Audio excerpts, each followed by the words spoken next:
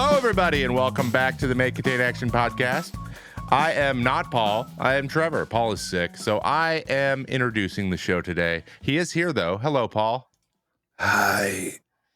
No, it's not that bad. I'm fine. Hi. I am sick. He's got the sniffles. He's got young children who are probably always sick too. So just it's covered in germs. Yep. Just, Oh yeah. Tough. It's tough out here. PM is also here. PM, hello, welcome in. What's going on? About to go on vacation, so I can't wait to talk about this. Tell the people where you're going. I'm not going to tell them where I'm going. Tell them exactly the hotel and the room you're staying in. He's going somewhere fun. I'm going somewhere tropical, and it's somewhere vacation. that we used to go every year as kids. And we're now doing it for the first time in like 20 years, and it's going to be like 35 people. So, going to be a lot of fun. But I hate fun flying, in Bahama, so Trinidad, whatever you go. Yeah, once I get over flying, everything's good. Get over flying. Yeah, he's got to fly once I'm Chad. done with the flight, I'm good. But everything leading up to it, like, don't talk to me. I just called our listeners chat. Sorry. Chat. Are you gonna what do you take? Like Bonine, or what are you gonna do? What are you gonna do to cope? What? Bonine? Xanax? Xanax? No. Benzos, which I guess is a form of Xanax, but clonazepam is one. Colostopam? Clonazepam. What? Clonosaurus rex. No, that makes sense. There you go. Yeah. Damn. Really? Not a big flyer. It is also a pill. Yeah. That's for narcolepsy. They're all benzodiazepines. They're all essentially just relaxation medication. Xanax is the most popular version of it. Oh, okay. You're gonna be that's fine. What people know I'm buying. No, I'm once I'm in the air, I'm good. It's everything leading up to it, and then turbulence I am not good with either. But the whole process of getting there 2 hours early and security and just wait, we live about 40 minutes from the airport. So you gotta leave early, so it's not gonna be fun. But once that's done and once I'm good and comfortable, I don't care. So the old P-Town Airport's not the most smooth either. No, it's not to get to and stuff. So damn, I've flown out of there quite a few times. So dude, have fun on your vacation though. Here's hoping it's not a Boeing. You know what I mean? And it definitely is. So thank you. I mean, they're all Boeings. The big ones are Boeings. It's definitely a 737 MAX. So thank you. This is the last podcast I will be doing. I just want to say it's been really fun doing this with you guys. I'm just kidding. It's a pleasure. Related but unrelated. Wasn't there there's 2 Boeing employees they're supposed to testify and they both died? Yes. You see that? 2? 2. Mm-hmm. I thought just 1. No, one committed suicide and one did. died of some MRSA, crazy staph infection. Okay. Well, 1 you could be okay, that's a little bit, maybe coincidental. 2? No. Within 2 months of each other? Nope. Right before they're both supposed to go? Come on. What is happening? Did Jeffrey Epstein own Boeing? This is a lovely conversation before I go flying. Anyway, I really appreciate it. You're not whistleblowing on Boeing. You're actually safer than they are. Evidently. That's true. Just don't whistleblow for Boeing. Well, Paul and I flew recently. I had 2 small jets. I'm good. To Memphis, Tennessee. Paul, I didn't get to tell you actually coming home how big of a nightmare that was. Oh, it was? Yeah, I got to the airport there. Your first flight's delayed by 2 hours, so you're going to miss your second one. So we rebooked you. I'm like, cool. I'm like, where am I flying to? They're like, you're going to Philadelphia. I'm like, that's the wrong direction. What? No. I flew to Philadelphia barely. Oh, no. And then I get to Philly. This is hilarious. I get to Philly. I have my ticket from the original. So I have just paper tickets, whatever. They're just printed out. I was like, oh, well, I have these. And I'm like, okay. Yeah. It says the gate, but I don't trust that. It changes all the time. I go check. We get there. They're monitors. There's 1 flight to Seattle from Philly. So I'm like, okay. That's a different gate, but it's okay. It also is it's with Alaska. I'm like, well, yeah, American and Alaska do stuff together all the time. So that makes sense. They might have booked me on a different flight, whatever. So I get there. I go to get on the flight. Yeah. They're like, this is the wrong flight. This is the wrong gate. I'm like, what do you mean? What? And she's like, yeah, that's the other Seattle flight. I'm like, there's only one up on the monitor. She's like, oh yeah, that happens sometimes. I'm like, what do you mean? Yeah. She's like, it's still at that gate. So I was at like D6. It was in B16, which is the last one in B. No. So that flight leaves 10 minutes earlier than the one I'm at right now. Oh no. So I'm full like Malcolm in the Middle dad power walking, like, in my suit. Oh, you didn't even run. You power walked. I power walk. Oh, I a man have time. Like, yeah. We have 45 minutes till the flight leaves, but like, yeah, I was the last person that got on that. Yeah. I got also a question never for been you there guys about that. Yeah. Are you the kind of person that gets on it immediately? Yeah. If you have assigned seating? Yeah. Why not? No, I'm not. No. That's ridiculous. Why would you do that? Why would you do that to yourself? I don't like getting on immediately. Usually. Why would you sit there for 45 minutes with going nowhere in the worst seat possible in an absolutely cramped metal tube when you can sit outside of it with freedom air? Like, I don't freedom air. Like, I don't get it. Like, I don't get people who are like, we need to be the first seated, even though everything's assigned seated. Like, no, I can literally go the last 30 seconds before they close it, and I will be just fine. Like, I'm about to sound like a massive douche, and I don't care. I am pretty much first class every flight, so it's yeah. No, I get that, but even then, it's like, why would you want to sit there as opposed to like alcohol, a restaurant somewhere? Either alcohol. I just want to be there. Like, I just want to be done with the whole thinking about going anywhere, doing anything. I guess that's true. Yeah. I sit down, I get my book or get my laptop out. I just start doing what I'm going to do for the rest of the flight. Mm-hmm. And I actually like flights because I can just sit and no one can bother me. Yes. See, yep. I sit emails, and then my own mind bothers me. That's the problem. Your mind bothers you. Yeah. Just being on you don't like being on the plane even when it's on the ground. I got it. Just stop thinking about it, dude. Just definitely. Just get over. Tell someone with OCD to just stop thinking about it. Just don't think about it. I don't really know. Don't think, forehead. You're cured. Done. Yeah, there you go. So I made that one. You made the flight. I made the flight, and then so this whole day was just was thing after thing where nothing was like breaking my day, nothing ruined my day, but everything was. It was like stepping on Legos over and over again. Like, just like, come on. So I get on the flight and I'm pumped. I got editing to do. I got all my stuff out or whatever, and I have the only outlet in all of first class that doesn't work. So nothing charges. I'm like, I have a 6-hour flight. I was gonna pick up a brand new water, like I usually get like a 32 ounce because I get dehydrated. I just need a big. I'm not gonna ask for glass every 10 minutes for the whole flight. No, you're a big boy. And I forgot. So I'm like, cool. I didn't have time. Because I was running or power walking. So I'm like, I just felt out of sort. Like, I don't have anything. Like, this is not going well. Yes. And I ordered 2 meals. So on our layover, and then when we got to the airport in Memphis, I ordered food twice, and both meals were like half right. Oh, half right. Like, just like the people working at these places. And honestly, I don't expect to get like, 5-star service from people that work at a fast food restaurant in an airport. I get it. But like there was a kid in Philly that did not, he like just kept looking at me and like walked up the register and didn't make a sound. He didn't make a sound. Like, he just looked at me like droopy eyes, just like tired, and just like he didn't even say, what do you want? He didn't say anything. Yeah, just looked at you, and then you had to go. And then I ordered, and he heard 2 of the 5 things I said. Mm-hmm. He ordered it, and then when I got it, or like he was supposed to call my name, and he just like saw me and just like waved at me. So I'm like, did you lose your voice? Are you mute? Maybe. But this kid was just like, I've never seen anyone. I work in an airport. Yeah, in my life. Besides the guy in TSA that I saw before that, who was like. I was like, dude, this guy is on purpose doing this. he was changing from the seat to look through the metal detector to the bin person, and I've never seen anyone like throw their head back and like lean. He was one of those lean back guys that was walking super. I was like, is this guy? We're all like waiting, like he needs to push the bags through, and we're not supposed to push him. And he was like checking everything, like just touching the wall and like looking up over there and like. My favorite is when they like break their mean person character when they talk to each other.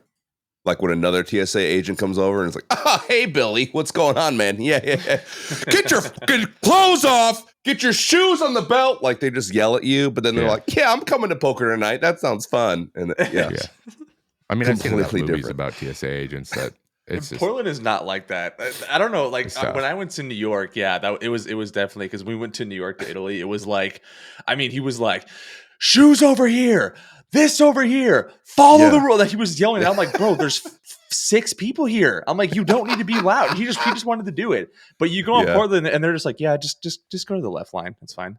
Right one's good. Yeah, and you're like, okay, yeah, that's fine. Probably because no one goes to Portland, man. They don't have a whole lot of traffic over there. If that's okay. Like they're so polite. They're like, yeah, your bag was like flagged. We have to kind of search that if that's okay with you. Like, yeah, okay, go ahead. Why are you asking me? Everyone is very angry. Well, this is a hell of a tangent. We should make this a podcast. Yeah, we should. I was even thinking like, and then we could just like get into politics. It'd be so great. Oh my gosh! We can talk about Mike Johnson and the dumbass shit he said to all the students. No, don't give me. No. We can do that in our own heads, which I'm doing right now. So let's get back on task here. We have a movie. It's a good movie. It's a great movie. It's such a good movie. PM chose it. PM, you want to tell? Okay, you want to tell the people what movie you chose? Wait. I thought we were going to explain it with one line. I guess. But like, this is the name of the movie, and then we're all going to describe it. Yeah. Yes. It is one of the greatest disaster films ever made, and that is 2012. Yeah, we'll cult classic. We'll figure that out through the show. Okay. So we have a new. I don't even know if this is named, but we have a new segment we would like to do before we get into the Letterboxd reviews, and that is all of us are going to try to describe the video in one, or the video. Did I say video? YouTuber here. Yeah.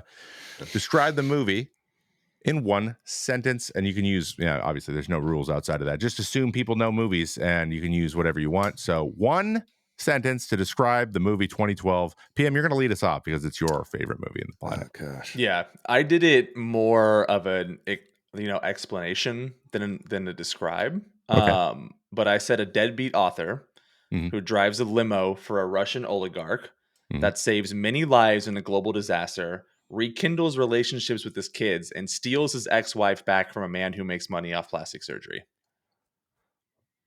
Wow. That's, yeah. We don't even need to do the pod. I got it. Nope. Boom. That's really good. That was good. I would fully understand what you mean.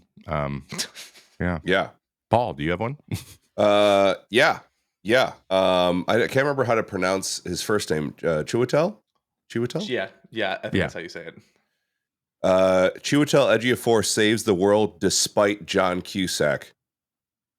That's all I got. I think we all know who the real main character is here. Okay. Not John Cusack. That's Woody Harrelson. John Cusack. John Cusack's his way out of dying of some impossible national disasters while Carl Weathers is there. he's just around. Like what? A more useless role. And Danny Glover is the president. I meant to say Danny Glover. I cannot believe that I just said did I just say Carl Weathers? You did. This is not Star Trek, bro. This is Danny Glover. It's Danny Glover, dude. Danny Glover taller. Is there. Yep. He does have some great quotes, but he is literally, that is all he is a speech, a walking speech. So we'll get into this. But yeah, John Cusack is an action hero. Don't know why. Don't know why they didn't do it more after this. I think we all know. Jesus, whatever happened to John? We'll figure this out. Let's get into Letterboxd reviews, which I have two. Actually, I have a couple here, and I didn't actually put them in the form because I want them to be secret, and also I didn't want to do screenshots and have to go find them on my computer because it's a pain in the ass every week. All right. So here's the most popular reviews from Letterboxd on 2012. The top one is from Mary Conti. It is, so now this film's existence is just awkward. It really is. It really is. I feel like we need to give a backstory on why this film is named 2012. Yeah. Oh well, yeah. We'll give you a breakdown here in a moment. We'll let you do it, 2 p.m. because I think that's part of the reason you love it so much. If something like this really, this is from Matt Lynch. If something like this really happens, I hope to God it happen. It takes less than 2 hours and 40 minutes. I forgot how long that movie was. It's very long for three, so basically long. 3 of the same scene back to back to back. They're just very long. Like I was like, that's each act was just the same thing. But the last one is Josh Lewis. He says, "Can't believe it's been 10 years already since all this happened. Never forget." Never forget. Never forget. Oh, so dumb. So dumb. That's them. That's our Letterbox reviews. Nicely done. Very good. Thank you so much. You did so great. problem. I didn't see a single mouse captured in the screenshot because you didn't post them. Not one pointer. Hey, it's just how my brain's like, here, this is what I want, and so I put the mouse there, and then the mouse where. That's how I aim. Okay? I wish we could show the chat. I mean the listeners. Anyway, industry stats. PM. Yeah, I mean, I'll just take it. Yeah, you take it, buddy. It's your movie. It's your movie, yeah, so bud. the greatest movie in the 2000s came out on November 13th, 2009. Directed by Roland Emmerich, who does a lot of these movies. Like he does, I don't know what his thing is with just trying to murder 1 million people in a movie, but that is his goal. Columbia Pictures, it was the budget of approximately 200 million, which is how much of an Emperor's New Groove? 2. That's two Emperor's New Grooves. Remarkable. Exactly. Somehow this movie was profitable. At 770 million. Yeah, like blew it out of the water. Yeah. And there's a reason for that. $500 million. There is a reason for that. So it's a science fiction disaster film, and I'll just go ahead and explain why there is a reason for that, and that's because the craze of 2012. On December 21st, 2012, something about the Mayan calendar was supposed to end, and all of humanity was going to end. Right? That it was basically Y2K all over again. Yeah. So that's all anybody would talk about for like years leading up to it. Right? It was like every single Reddit conspiracy theory. There was whole things on YouTube about it, and so Roland in his genius mind just decided to make a movie out of it. And it just captured what people wanted to see. So he capitalized on it and did a damn good job with it. And it was great. It was great. Yeah. Yep. Great. I say it's great because this was the movie that me, my dad, and my brothers just yearly rewatch out of nowhere. What? We'll meet up and we're just like, hey, just 2012. They're like, yeah, perfect, throw it on, and we just watch it like every year. It's like the movie we watch. Your whole family? Yeah. Yes. It's a very weird thing, but we just watched 2012 over and over and over again. It was the first. I can't remember what the technology was. It's not Blu-ray, but it was some sort of like refresh rate or frame rate something. Called? But like it was the first movie I saw with this, and I was like, "Whoa, wait! Like, how? Like, why does it look like this?" And it was like, yeah, it took a while for my eyes to adjust to it. I can't remember what it's called, but there's a term for it. But this was the first one that I watched with it. Okay, it's just like a high refresh rate, maybe. Yeah, it was something that they introduced, and it was really cool at the time. But no, I rewatched this movie annually with my family for no reason other than it's just 2012. That's remarkable. What? Mm-hmm. Okay, so where did you see it first? Is there something like? Do you see it in theaters? You probably did, right? So we saw it in theaters, and then my dad. I mean, I guess maybe he was going through the divorced phase where he was trying to connect with the kids, right? And so I think we just kept rewatching it, and it just turned into like an inside joke. Where we just kept rewatching it over and over and over again because he had a Blu-ray player and he was in love with that thing and he had 2012 on Blu-ray. So that'll do it. Yeah, that'll do it. Wow, that's okay. Blu-ray. So I mean, you kind of it's wrapped up with some positive memories there with your dad and your brothers. Yeah, definitely. Yeah, that's cool. Okay, sure. I respect that. I'm glad that my family did not choose 2012 as their movie. Yeah, 100%. Like I'm glad my family isn't using that. My dad's like, you want to watch Blazing Saddles? I'm like, dude. Oh, yeah. Dad loves Blazing Saddles for sure. Gene Wilder is. I mean, he's fantastic in that. When I told Tirza that we were going to watch 2012, her response to me was, "Is that the movie where they get stuck in a museum and it gets real cold?"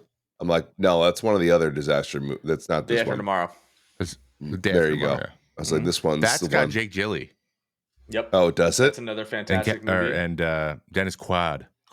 Jake said my name. Yeah, that's wild. Okay. No big deal. Well, another good one, by the way, sneaky good one is Moonfall. It isn't. What? Wait, what one? Moonfall. Moonfall is another one he did. It came out 2 years ago. Moonfall? He made Moonfall? He made Moonfall. He didn't. God awful. And basically the moon is like ran by like this intelligent, like it's stupid. It's stupid. Maybe we have to watch it. It's stupid. It's stupid. We got to watch it. Maybe we could throw Is that Halle on. Berry? Halle Berry's in it? Moonfall? Isn't the main character Sam from Game of Thrones? No, it's Josh Gad? No, it's oh yeah, I'm looking at him right now. Dude. Yeah, he's a handsome man. Patrick Wilson. Oh, Patrick Wilson from I just watched Aquaman with him in it. Oh my god. That movie's awful too. Awful. The new one? Oh my god. All right, let's get into this hot garbage. Speaking of the opposite of awful movies, 2012. Oh my gosh. Speaking of that, not even close. 2012. John Cusack, Jackson Curtis, Amanda Pete, Kate Curtis, even though they are divorced, aren't they? Or they're divorced. Yet she still has his last name. Foreshadowing. That's all I'm saying. Chiwetel is great. I love everything he's in. I think he's awesome. I think he's a great actor. I don't know why he's not in more stuff. Well, he kind of is in a lot of stuff, actually, especially around. I hope he isn't dead because that's our MO. We were like, man, I don't know why that person isn't in more stuff, and they're dead. Yeah. Actually, I should probably look that up. There was a run of people of younger actors dying for a while there, right? Hey, he's alive. So okay, thank God. Never mind. Why is he not in more stuff? He's probably like behind the camera or something. That's a lot of times what happened. We have Oliver Platt. Haven't seen him in much stuff lately, but he's Carl Anheuser. I love that his name's Anheuser. Oh, smart. Yeah. The evil dude in the government is the last name Anheuser. Thomas Wilson is Danny Glover. Thomas Wilson, the most president name. Couldn't come up with anything else, huh? Nope. And then we had Woody Harrelson's randomly a conspiracy theorist out in the woods. He is Charlie Frost, which his name said. I saw this in the anecdotes. His name's is a nod to how conspiracy theorists are treated in mainstream media, like chilly. People are like not nice to them. I'm like, that's not a nod. That's not a nod to anything. There's no way that's probably not true, but if it is, that's stupid. That's dumb. That's a stupid thing if you're a director and a writer to even think about. Who cares? Yeah. I don't know. Stupid, and I hate it. All right, let's pop into our categories. All right. I want you guys to guess the Rotten Tomatoes and stuff on this stuff because we're so used to getting like in the 80s and 90s, and this one, surprise, is not. So what? Okay. Yeah. Wow. So who wants to go first? Rotten Tomatoes, IMDb, in the letterbox. That is out of 100, out of 10, and out of 5. Got it before you can ask. I'll hop in there. Right. Let's see. Rotten Tomatoes. I'm going to give this one 54. IMDb is going to be a 5 out of 10. Letterbox is going to be a 2-1. 2-2. 2-2 out of 5. I'm gonna go 50% Rotten Tomatoes. Okay. I'm gonna go 5 out of 10 for IMDb too. I think there's a divide between those who are just like, this is awful, and those that are just like, dude, this is so fucking sick. Like there's no in between, right? There's no in between this. And then Letterboxd, I'll just go with 2.5 out of 5. I just think it's in the middle of everything. Wow. Want to just take my scores? All right, cool. Well, it's pretty good guesses. It's a strategy. It is a strategy. Rotten Tomatoes was 39 from critics, 47 from audience. Goodness. So critics were like, yes. And I actually read some of these. Most critics were like, it is like, it does what it's supposed to be. Okay. Like that's pretty much all I say. Yeah. I went thinking that there's no way this is going to be like a really well-written movie. It wasn't. And then they're like, but they escape from some pretty crazy stuff and some pretty crazy planes. Every time. Except for that time when they escaped in a boat. Okay. IMDb is 5.8, which is better than I thought it would be. That is and then better than I Letterboxd was 2.4. Oh, okay. So, Nice. Yeah. Okay. Which is generous for Letterboxd. I thought it was going to be 7. It is very generous. But, well, I think a lot of the people who watch it, because Letterboxd is new, right? Newish, and I feel like the people who watch it now probably see more of a comedic value in it than they do like any kind of like shock factor of the animations. It's not a disaster movie for them. Yeah. No, it's like that's a good point. Oh my god, they really came out with this. That's so funny type of movie. It also came out 3 years before 2012 happened. So like it's not like it was after, you know? Yeah. So they were really riding on that. Dude, it made over $500 million. That's crazy in profit. That's insane. Over $700 million. Yeah. Well, it may over, but like I'm just saying, even after the cost of the movie, it was like $550. Oh yeah, true. Which is nuts. So all right, yeah. Well, how about a Vivian? The opening was was. I mean, bad. Sorry. Go ahead. Sorry, you can start us off. But I agree. The opening was hot garbage. It has one of my favorite scenes. It opens. It has one of my favorite scenes in it. I love it. It opens like every freaking, disaster movie ever opens. It's exhausting, and I hated it.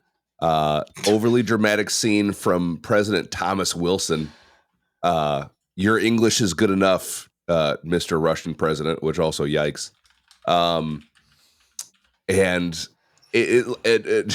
Ejiofor's character meets some random dude in Bali or wherever he was, India, and goes into like the depths for where he has this scientific this man doesn't have funding. This guy in India doesn't have funding. We have to go to the edge. Like only he knows about him.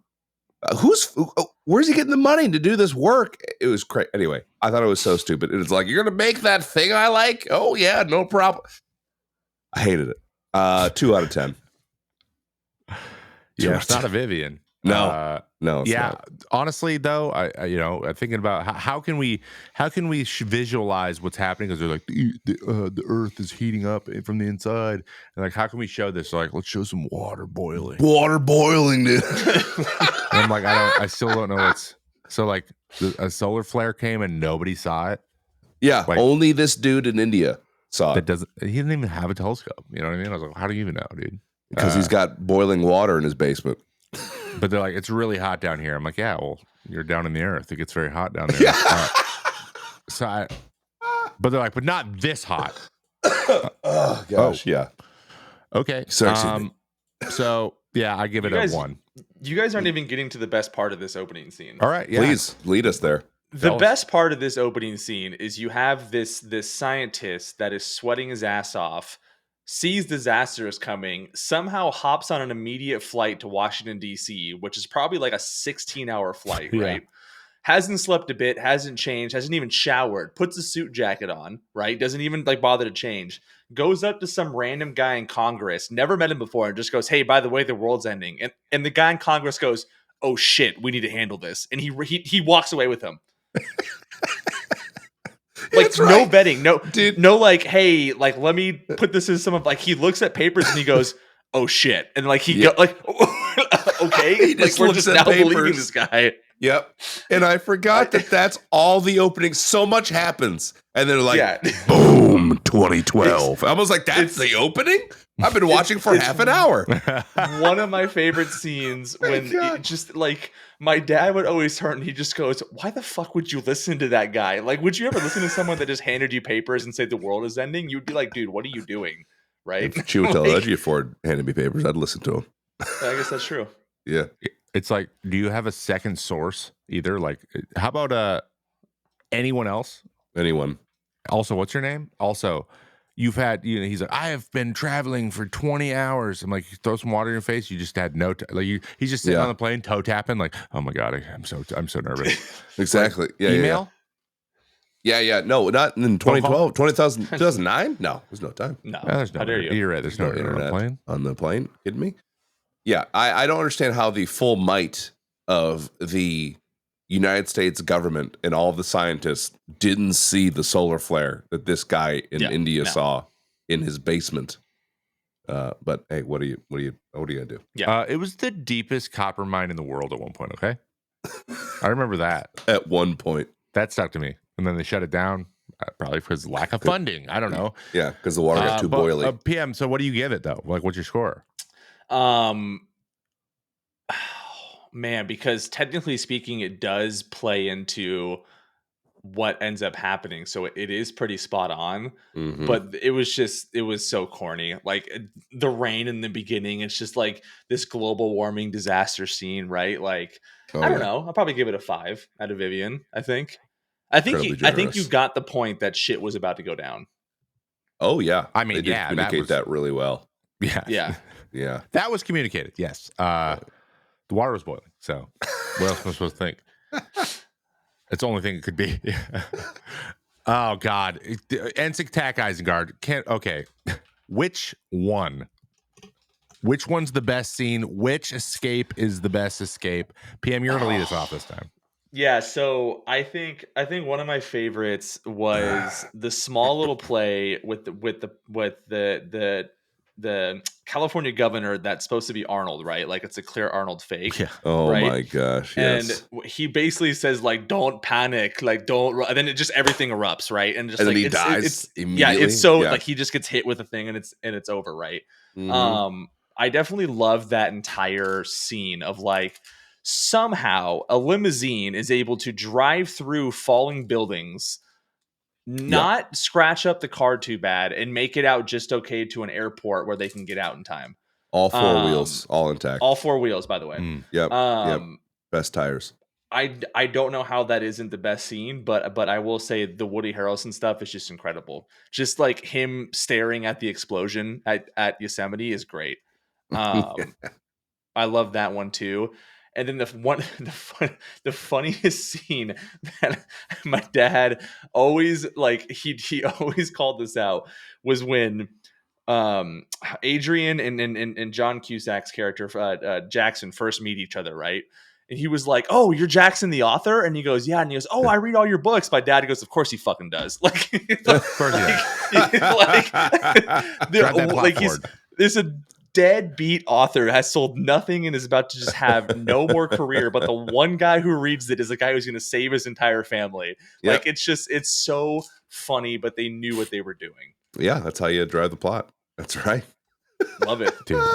And no, that guy's brilliant. He's like, "Oh, you're a terrible writer." And he's like, smart people do not read terrible writing. No. But one of them that did just pop up, like visually speaking, one that I did love was the flood. The big flood that hit the oh my god, what is it? The monks. What? Yeah. If you remember that one, it like they were sitting goes in the over the mountains Alps. And all of this water came over, and the monks just go up and he like dings a bell and like he knows it's over, right? Yeah. And like that's it. But yeah, one of like every scene, every good scene was not about the acting. It wasn't about any of that. It was just like, how visually stunning can we make this? Yeah. Like, it was the effects. And that's why I appreciated it. I feel you. I mean, the effects were good. You're right though. He is always in a like slow lumbering vehicle that has no problem dealing with what it's dealing with. Yeah.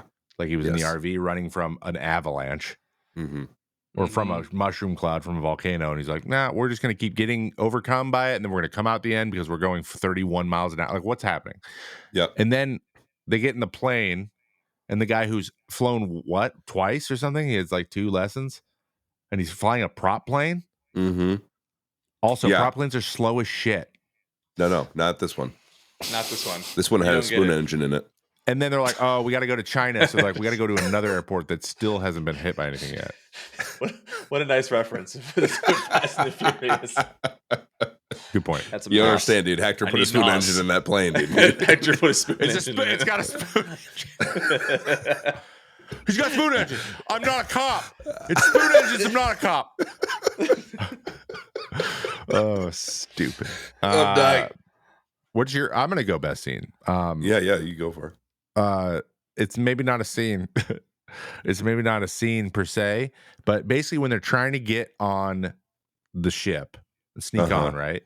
Yeah. And they do the big impassioned speech. And They're like, "Hey, we're going to let everyone in," even though everyone almost died trying to get on the thing when it closed. And they're like, we're just going to open it again. Cool. Awesome. That would have been great to do 5 minutes ago. Also, why are they cutting it so close?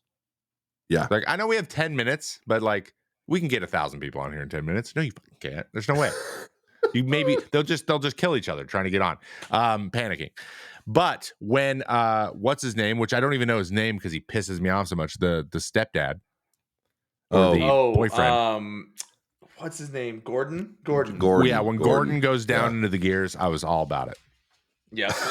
I was like, see ya, idiot. That the was kid's the like, most Gordon's a nice guy. Yeah. Except for that one time when he said that quote at the beginning of the movie. I'm like, he's not a good dude at all. He's a piece of, he sucks. Yeah. Why does anyone like him? She still has your last name, bro. She's not committed. Yeah, exactly. Yeah. So yeah, when he died, I was like, hell yeah, best scene in the movie. Dude, when he died, it even looked like John Cusack was like, yeah, that needs to happen. He was like, no, yeah, no, you gotta die, bud. Yeah. I'm totally getting back together with her at the end of the movie. Exactly. Oh man, if I was dead. I also love the scene of like the fatherly urge to like disobey felony, like, restricted areas, right? Like, you can't go into this government area because the government says don't do it. And you're like, oh, whatever. It's just a fence. Let's go camp here. Right. And then he gets in trouble and he gets arrested and that's how he meets Adrian.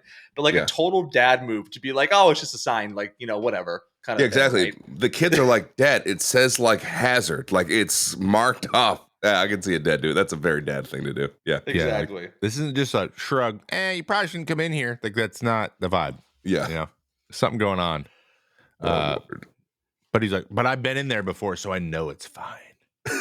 Oh, okay. Like 20 years ago. Which is funny. And then they go out there, right? And then they just leave again. Like, so. Yeah. Nothing happens. They just discover Woody. He leaves his kids to go talk to him for a bit. And then they're like, oh, something's going on. So they go back and then they go back again. I don't know. I was like, this story is very convoluted, but also super straightforward. But you're right. It was like we need a 10-minute montage of just like barely escaping huge clouds 3 or 4 different times, and then have it be okay. But also, that's the formula.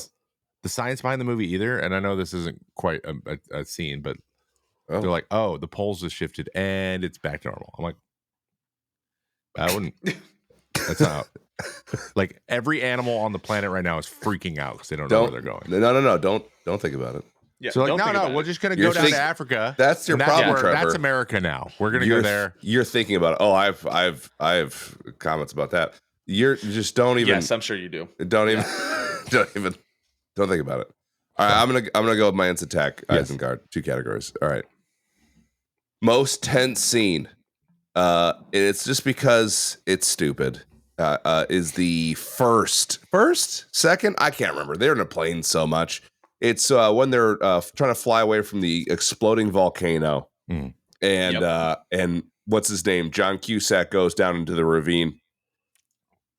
He's dead, dude. I'm flying away. Like he's gone. I'm not. No. And the kid is like, we're waiting. Like, shut the hell up, Timmy. Like, we're not waiting. There's an exploding volcano behind there. Your dad would want you to go. But they just wait. And that made it tense for me. I was just like, just go. I just want you to go. Like, I'm not like, oh, I hope John Cusack makes it. I'm like, I want the plane to leave.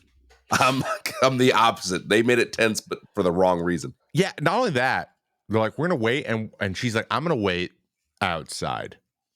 Oh my gosh, get in the damn plane. I'm going to wait out. I'm going to stand outside as I wait. It was tense because it was frustrating.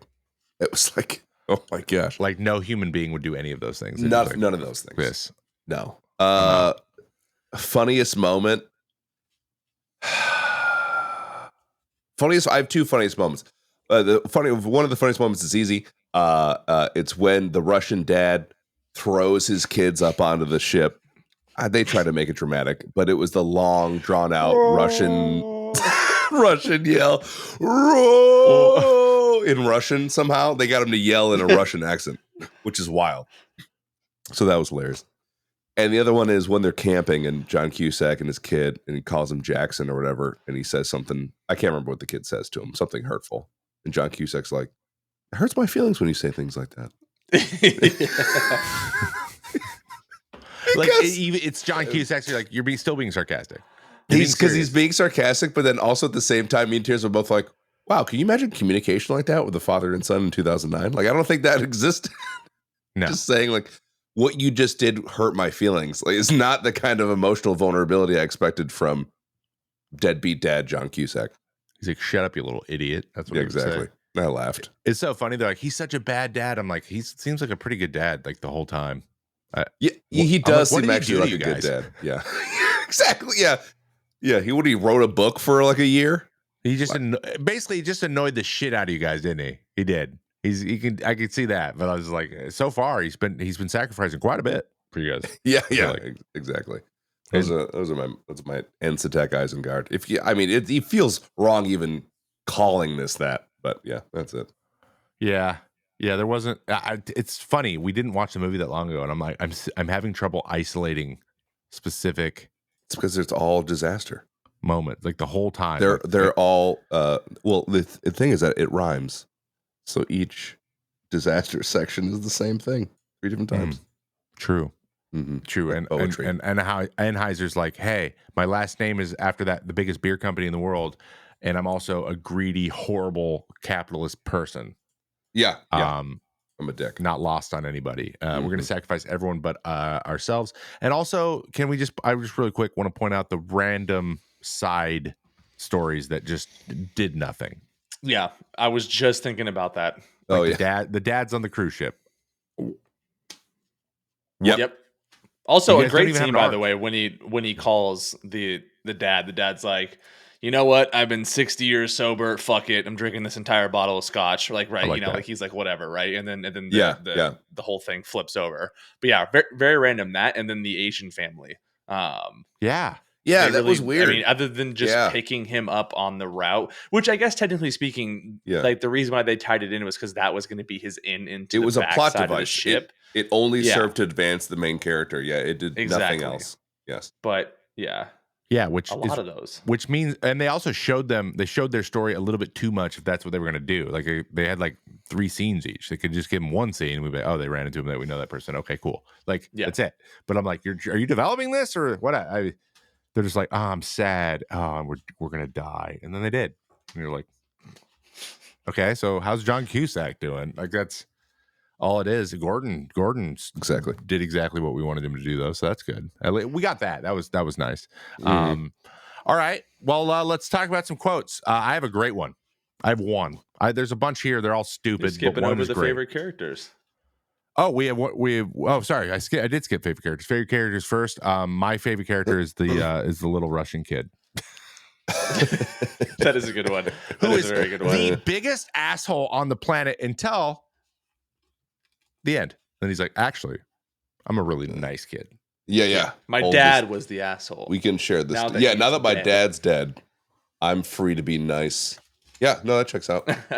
Free to be nice. Yep. So I thought he did a great job. That was very good. Very good. That was it. Just the one, huh? Just the one character? I'm going with one. Fair enough. I'm dying on this hill. Yeah. I hated all these characters, guys. I fucking hate them. My favorite character is Charlie Frost, Woody Harrelson's conspiracy theorist. Yeah. At least he knew what he wanted, you know? Yeah. He's the only one that had any sense of grounding. He was like, I know what I want. No, I know what I'm about. I'm a small business owner. Like, I get it. Yeah. Like, you think Woody Harrelson at the end of the movie was like, I put in fake teeth for this shit. What am I doing? You probably got, dude, the budget was $200 million. The man got a bag. That's a good point. For this movie, I'm sure he was fine. Who's headlining? John Cusack, huge at the time. So it's like, this could be great. And then you watch it, well, I got paid. So, oh, yeah. Yep. I'm gonna go with Adrian. I think he was probably my favorite character in it, just because I like how they developed his character. It just was his speeches were great. Like it felt like he was actually trying to act in the movie. So I really appreciate that. But I will say a quick underrated one was the 2 dads on the cruise ship.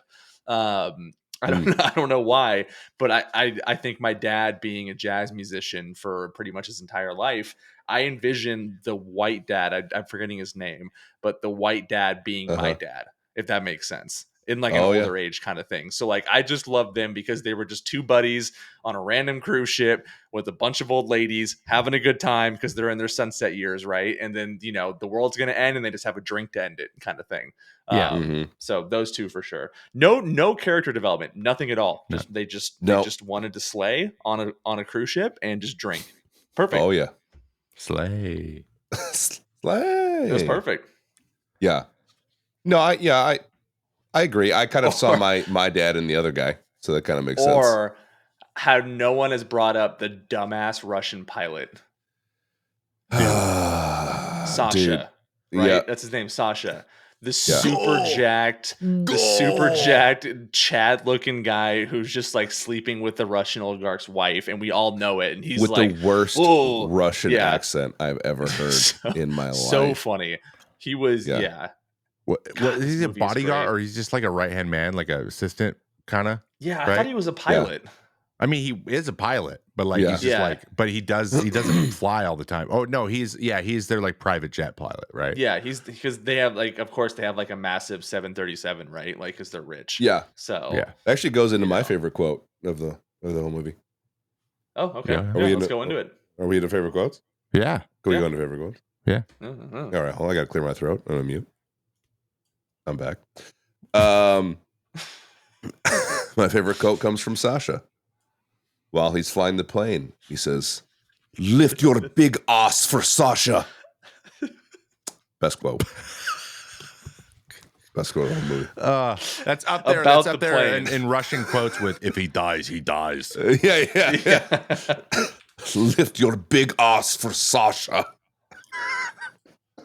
Oh my god, dude! Yeah, it was so good. And then he just like, "I'll sacrifice myself," and I'm like, "Why?"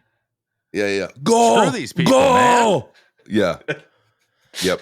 That reminds me of one of the quotes that I love, where they're flying, right, and like everything is changing.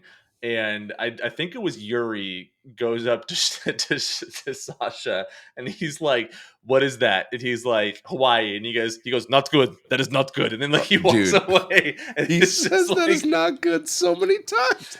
That is not good. Thank you. Thank you. I love that one. Have you guys seen the movie? I don't know. Have you seen? It's actually another Woody Harrelson movie. Triangle of Sadness. No, do you know what I'm talking about though? Yes, I think my wife watched it recently. It's actually really good. It's kind of a dark comedy drama about like a cruise ship and it's super rich people on it, and then like it was nominated. Oh yeah, I got nominated for some stuff, and but there's like a scene in it, not to really spoil, but like a bunch of it like they're taken over by pirates or something, and it's just a bunch of rich people that aren't used to having to like anyone like everyone doing what they want, everybody. It's like wildly rich, and he's like, "Can you clean the sails?" She's like, "There is no sails," like stuff like that. And like there's a Russian oligarch in there, and his wife passes away, and he's like holding her body, but she's like covered in like jewels and rings, and he's like crying and holding her and like slowly taking all of her jewelry off, putting it in his pockets. And that's what honestly, it might be the same actor. I think it might be. So that's, I think, why but it's like reminds me, it's like the same guy, the same like type of character. And it's just, I remember watching that, like, this is really funny and like really sad at the exact same time. That's very funny. Anyway, sorry for that side. Here's my favorite quote, and it's from Gordon. When he said, "Honey, women usually pay me to touch them and you get it for free." Are you shitting me? That guy he's gone now. Like, I'm like, the last line of sexism existed in this movie. It all went away after this. Oh my god. Because he's a plastic surgeon. And then the kid's like, "Dad, or Jackson, you should give Gordon a chance. He's a nice guy." I'm like, "No, he's not. He's not. He sucks." Yeah, like they couldn't decide in this movie they wanted to make Gordon a dick or not. They're like, because they keep saying things like he's a good guy, and it's like, you just give us all the clues that he sucks. Like, yeah, the whole touching women for free. I mean, he says, like, "Do you want let's make a baby?" Or like, in something the like supermarket. That. Yeah, Yeah. Just Yeah, and very and very on brand. You notice how the split happens between them. Yeah, I did notice that, Peter. Mm-hmm. Yeah, I noticed. It was yeah. Yes. Wow, that is it next almost level got writing. by me. Tears, I had to point it out, and I was like, "Wow, honey, good job." The physical they divide. really hid that one, didn't they? I feel like something's coming between us. Giant crack. Boom. I hated it. I got two. Okay, you get it. One Go for it. that I loved a lot, just because it was very sarcastic and dry. Was I think his name? Who's the government guy? The evil government guy? Anheuser, whatever. Anheuser, yes. Yeah. He says something like, "So you're telling me that the North Pole is somewhere in Wisconsin?" And the guy next to him goes, "No, that's actually the South Pole." And I'm just like, I don't know why, but I thought in the moment that was the funniest thing ever, because I'm just like, all of this shit makes no sense. Like, everything's backwards. So like, what if he turned and goes, "Who gives a shit?" What if you guys did that? Like, it doesn't matter which one. And then Adrian's speech, when he's basically like telling people to let up, like open the gates. He said that everybody out there has died in vain. But what's the next part? If we start our future with an act of cruelty, basically saying like everyone that's died will have died for nothing if we start the way we did before. Like the same way, by like not letting people have the opportunities. And so I thought that was a really nice like touch to it. I was like, oh, that's actually very powerful. If humanity were to reset like this, like there would be people that would look to find a ways to basically do the same thing over again. Mm-hmm. Yeah, it's an opportunity. It's an opportunity to. It's a clean slate, even though it's horrible and billions of people are going to die. We have an opportunity. Very nice. Just wipe them out, dude. That's all we gotta do. Just wipe them out. Very Thanos. This is Thanos before Thanos was Thanos. I mean, I get it now. You know what I mean? Imagine Thanos if the stones existed. You know, they'd have been fine. Yeah. They don't need solar flares for that. They could have just taken care of it. Exactly. What about best and worst performances? Because I think this is a great one for that. Because I think the best performances, I think we're right. I think Adrian was the best probably character and the best played character with the best probably development, followed by probably Woody. But it's funny. Those are the two actors too that are just probably the most skilled. Best.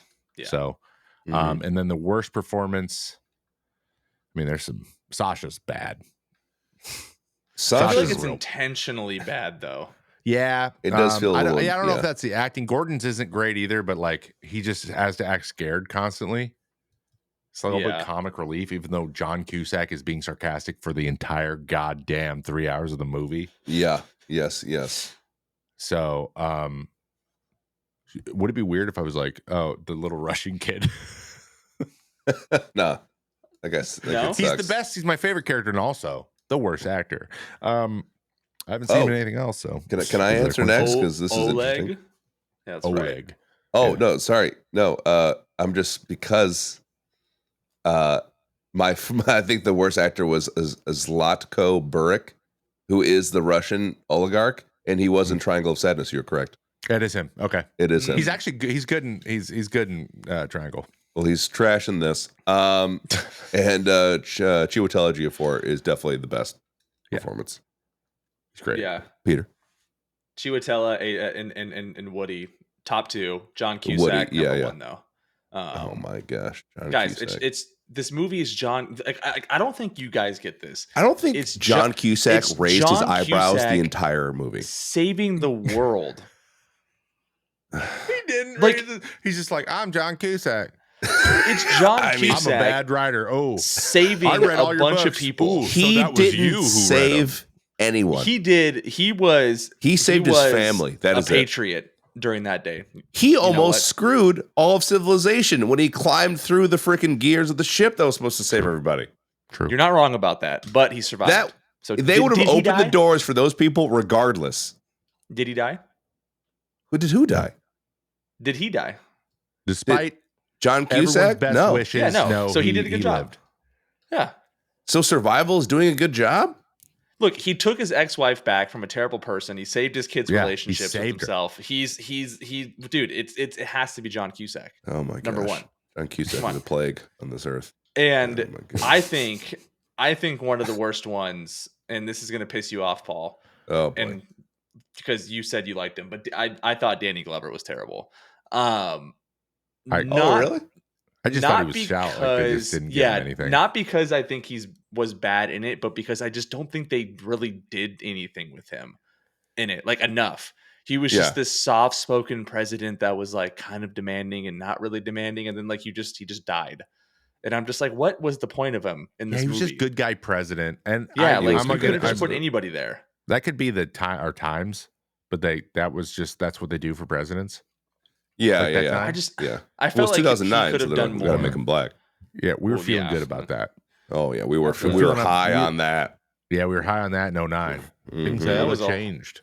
That was a whole another thing that we can get into because Paul, I know you mentioned the whole Africa thing because of course it's fitting that the end has to be at the quote unquote motherland, right? Get the frick out of here with that. But how every movie like this really wanted to capitalize on the African American president. All right, we don't have a section for it. I just really but go ahead real quick on that. I mean, look, it's a movie. I'm not gonna get all upset about it. Whatever, it is what it is. However, I did find it. I forgot about a lot of this movie. At the end, when they're like, "We found land. Apparently, the entire plateau of Africa is raised however many feet and hasn't been touched at all. We're on our way there now." And I was like, "Of course, Africa is untouched. You mean the place that has been just colonized for hundreds of years?" Is the only place, like everyone there is like, "Hey guys, like we made it. Everything's fine here." Oh wait, here comes 3 giant boats of some of the richest white people ever to come and take all of our resources and live here. Like, of course. They're like, "Hey, you guys got any room on this continent? You guys got any room? Maybe we can set up some shop here." Oh man, here. Oh man, ooh, I love your hair. Can I touch it? It's so interesting. Like, wow, look at that mountain range. It reminds me of the Rockies. Oh, it'd be a shame if a bunch of white people lived in them. Hey, we're going to actually probably develop a little neighborhood over here. You guys cool with that if we just start building over here? Just cut off a slice. And not only that, they're like, that now the biggest mountains are these mountains. I'm like, how do you know those? There was no mountain range, and now there's a mountain range? Yeah. And they also know the name of them already. I'm like, they've been named already? They've been named. Yeah, I was just like, of course they're going to Africa. Yeah, leave Africa alone. Leave them alone. You got South Africa. Just go there, I guess. That's it. You would have thought someone would have sat him down and said, maybe having a boat full of white people colonize Africa might not be a good way to end this movie. Yeah, maybe we don't have it. End the way. They should have went with like, I don't know, like Greenland is now green for real. Or just end with, and we're gonna find our next place. Just end with that. Don't even do a destination. Just end the movie. Yeah. Just end it with like arcs? We found land and just have it be a mystery. Yeah, aren't they supposed to be like, you're supposed to be able to live on them for a while. They're like, it's been 2 weeks and now the air is okay to breathe. I'm like, the air was always okay to breathe.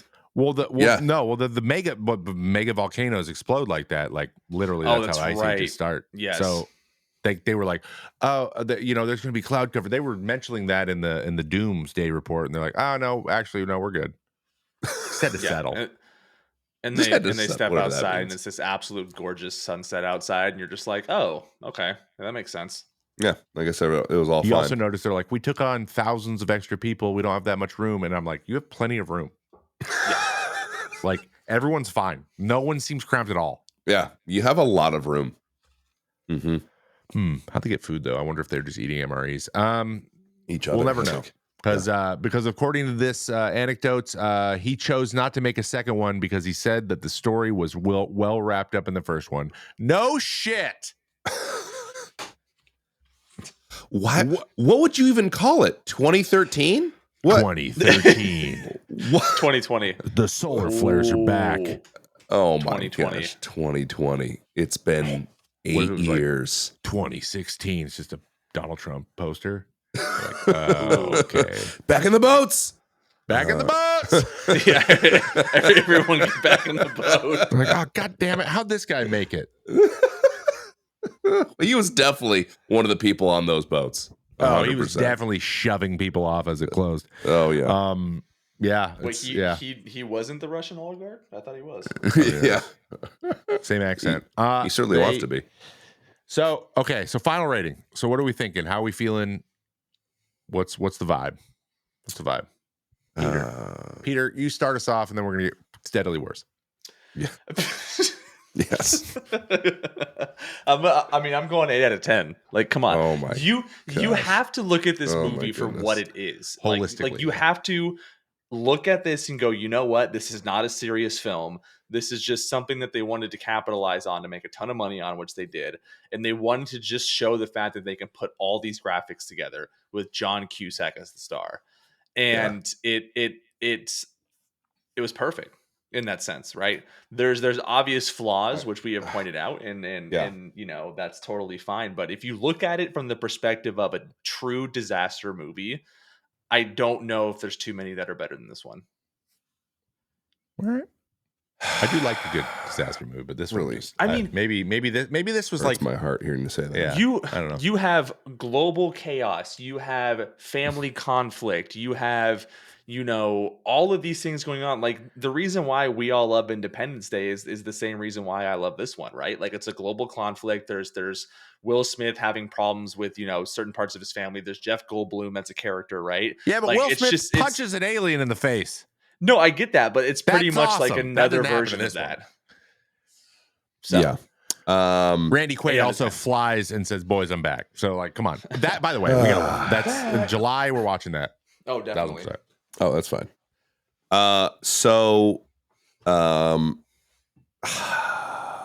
Yeah. Swear to God, Paul.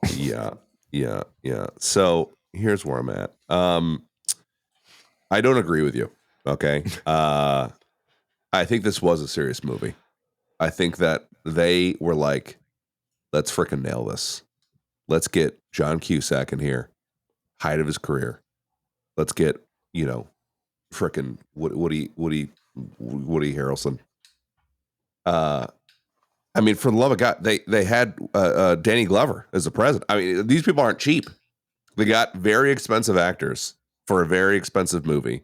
They spent 2 Emperor's New Grooves on it. Mm-hmm. This is a very serious movie. So I understand that we can meme it now, but back then they were like, this is going to be the shit. Also, numbers speak for itself. Just because something makes a lot of money doesn't make it good. Okay. I feel like we need to, you know what I mean? But also, as a sidebar, really quick, I'm going to give it a rating, but really quick, I want to point out that I don't know that I can, it's actually scaring me because some of my favorite movies are like quote unquote disaster movies. Armageddon, Deep Impact, i.e. I don't know if I can watch them because I actually had a hard time watching parts of this movie. Tears, I actually had to stop watching it. She like couldn't do it because of the so much death. Yeah. There's just an unbelievable amount, like people falling into open fissures, whole families getting wiped out for seemingly no reason other than just the glorification of special effects was actually kind of difficult. It was basically a horror film without the horror shock, without the gore. But I was just like, there are so many people dying and you hear them die. I was like, this is a lot. So that was like a lot for me, especially like the kid scenes, like the one where that dad on the ship, the white dad, does call eventually his son, and like the little girl answers, and then she died. I was like, I don't. It's tough. It's tough to swallow. That little girl's adorable, and they just like murdered her for spectacle. That was tough. Anyway, I digress. Hey, at least we didn't see any dogs. You know, that's true. Though, if you did see a dog in the background, that dog died. That dog's dead. Yeah. So that being said, I'm gonna give this a 3 out of 10. I mean, this was. I'm giving pleasantly surprised. It's a 3 because of the special effects. It's a 2 on the story and everything else alone. I mean, the special effects actually still hold up. Yeah. I think. But oh boy, was this a journey. And I don't know. I'm scared now because I want to watch Armageddon again, but I'm like, can I? Can I do it? I don't know. Deep Impact? Probably not. Armageddon. I like Armageddon though because it's like them out away doing the mission. True. You know Yeah, it actually doesn't affect Earth really at all. So I actually could watch awesome. That type of stuff. I like that's that probably kind of fine. You're right. I like those kind of things. I actually did watch on the flight, Cloverfield again. Yeah. One. Yeah. It's actually it's solid. It's solid. Not bad. TJ, what's his name? What? I don't know. The guy from Silicon Valley. TJ. By the way, I'm rewatching that. That's a fantastic show. He's also in Ready Player One. He plays TJ Doom Miller. Or TJ Miller. Yeah, he's the guy behind the camera. I forgot about him. Yeah. That was pretty good, though. Nothing explained. I wish it did, but that still pissed me off again. But I was like, but overall, pretty good. Anyway, sorry, I digress. I'm gonna give this a 2. Yeah. I'm going to give it a 2, and it's so interesting because it made $500 million in profit, and this would barely be a Netflix show now, or Netflix movie. It'd be a shitty Netflix it was, release. Exactly. This wouldn't even go in theaters, which is crazy. So let me put this perspective for you. That movie just made $550 million. Mm-hmm. Did you guys see the Dungeons & Dragons movie? No, I still haven't seen that. Very good. It's good. It's really good. It's great. They're not going to do a second one because it didn't make enough money. Really? Yeah. That's sad. And it's like objectively good. Yeah, it was actually it's like really fun, surprisingly good. Like you go and you're like, part of the problem. Going to be kitschy and terrible, and you're like, oh my god, I'm having a great time right now. Oh man, Chris Pine gets to be Chris Pine, full fledged Chris Pine. And I love that. He was born to do that, but it's good. It's good. Watch it. But like this movie makes that much money, and then that movie's not going to get another one. So yeah, sad. But upsetting. I'm just now realizing that Roland Emmerich has made all of our favorite disaster movies. Did he make them all? Roland Emmerich. Armageddon too. Independence Day. He made Day After Tomorrow. He made the 1998 Godzilla. By the way. That one. Yes, with John Cusack. Is it John Cusack that in was that? Made in 1988? No, that's 1998. Sorry. Oh, 98. That was Matthew Broderick. Okay. Oh, it is Matthew Broderick. Oh my God, that is Matthew Broderick. Matthew Broderick is another one that we should watch too. That's a great film. Yeah. Oh, sorry, John Cusack, Matthew Broderick. Oh, but yeah, is Norm? Not Norm. Jeff Goldblum in that too. What a run. He did Independence Day, then Godzilla, and then Day After Tomorrow. Like, talk about 3 disaster movies that did really well. Yeah, Day After. I mean, they were interesting. This one was the one that didn't have the interesting premise. No, Day After Tomorrow had an interesting premise. I liked that. There was all this hype about this year, and they just needed to capitalize on it, honestly. Yeah, they made up whatever disaster they wanted because there was no science behind it. It wasn't very clear on what was going to happen. We just knew something bad was going to happen. So he had to kind of make it up. And then he just made up like all the stuff's going to go bad. Yep. The water, it's boiling. So all right, well, 2, 3, 8. That's a solid average 5. Yep. Yeah, keep in mind that the 8 score over there also didn't like Lord of the Rings. Keep that in mind, listeners. It goes back to what I originally said at the ranking, which is funny that you said it's a solid 5, because there's going to be one side of the population that goes, oh my God, this movie is incredible. And then the other side that just goes, even if this is trying to be something, it's still awful, right? And so then you meet at the middle. That's why I said 5 out of 10 for all of them, pretty much. So that's okay. Yeah. Fair enough. Smart. That's a good strategy. I'm going to put this out here before we go, too. Any listener out there, if you guys want to go through all the episodes, or if you watch all the episodes, if you want to like write down all of our final ratings for everything, that'd be great. So we can put it in a little. I want to do it. Actually, I want to like get our what we've all rated everything the whole time, like the ones that have been regular. But that's going to take listening to the episodes again. So if anyone has a faster way to do that, I could probably just put them in an AI machine and be like, hey, what are the ratings everyone gave here? Oh yeah, you probably could. But yeah, that's something that I thought would be fun to have like in Discord, and we can have like a leaderboard or just like a reference to see like what our averages are, like what we tend to do, because I feel like we're all different in like big ways. So I don't know. I thought it'd be fun. That's a little project. If you've done it, or if you have an idea how to do it, put it in the Discord. If you don't, Well, then I guess I'm going to do it. Anyway, all right. We're going to get out of here, guys. Thank you so much for listening to the Make It in Action podcast. Make sure you leave a review and a 5-star rating wherever you listen. We are everywhere. iHeartRadio now, Audacity, Samsung, Audible. I just signed it. We're on Audible now. Hey, so check those out. We should be anywhere you listen. So obviously, if you're listening now, you're listening somewhere. But if you want to listen somewhere else, you can probably listen there too. All right. Thank you so much. We will see you next week when we do a different movie. We'll see you later, and hopefully we can do that when PM or Peter or Pete is on vacation. We'll see if we can do this. All right. Have a good one. Bye. Bye.